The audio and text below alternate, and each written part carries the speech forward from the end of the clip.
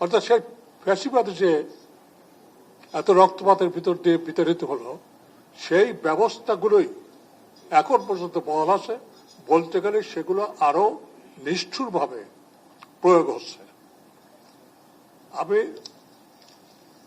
এর থেকে আমার কাছে প্রতিবার হয়েছে যে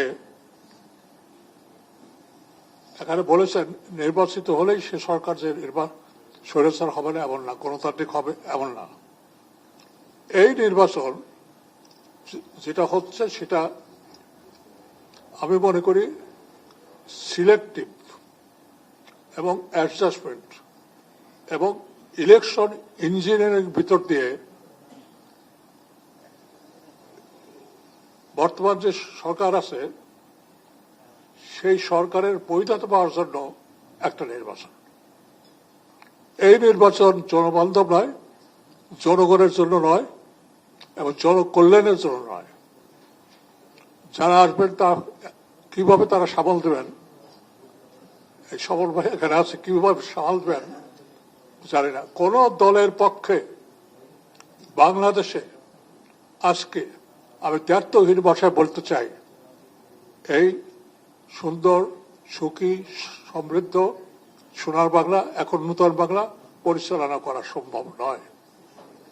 এই নির্বাচনে একটা প্রহসনী নির্বাচন হবে এবং আমি এই কথাও বলে যেতে পারছি, যেদিকে ধাবিত হচ্ছে সেখানে যদি সেনাবাহিনী প্রত্যক্ষ হস্তক্ষেপ না করে তাহলে এটা ইতিহাসের উৎসবকর কারণ, ইতিহাসের নিকৃষ্ট ধরনের একটা নির্বাচন হবে। সেই নির্বাচনে আমরা বৈধতা দিতে চাচ্ছি কিনা এটা ভেবে দেখা দরকার। কেন কথা বলছি? সরকার বলছে উৎসবমুখর নির্বাচন, আমরা রাজনৈতিক দল বলছি উৎসবমুখর নির্বাচন, প্রচারও হচ্ছে, কিন্তু তার বিপরীতে আইন শৃঙ্খলা বাহিনী, পুলিশ, বিশেষ করে পুলিশ বাহিনী কি করছে? এক এক জেলায় এক এক ধরনের এসপি বসে আছে। আমার পাবনাতে যে এসপি বসে আছেন তিনি তার যে দলীয়, তার যে দলের সাথে তিনি সম্পৃক্ত সেটা বাস্তবায়ন করার জন্য বসে আছেন এবং জিডি পর্যন্ত আবার নেয়নি। তাহলে এই পুলিশদের নির্বাচন করবেন? এই পুলিশদের সুষ্ঠু নির্বাচনের আশা করতে পারি না।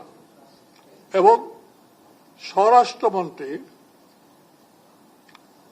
আল্লাহ ওনাকে দীর্ঘজীবী করুন, উনি ডেভিল হান্ট খুঁজে বেড়াচ্ছেন। আরে ডেভিলরা তো পালিয়ে গেছে।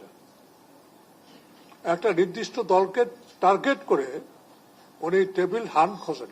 ঠিক আছে, ডেভিল থেকে ধরেন, ডেভিল হান্টের কথা বলেন, কিন্তু আমি জানি প্রতিবার হচ্ছে যে উপদেষ্টা কমিটির ভিতরে অনেক ডেভিল বসে আছে। তাহলে ডেভিল হান্ট কি করে হবে? নিজের ঘর থেকে শুরু করেন।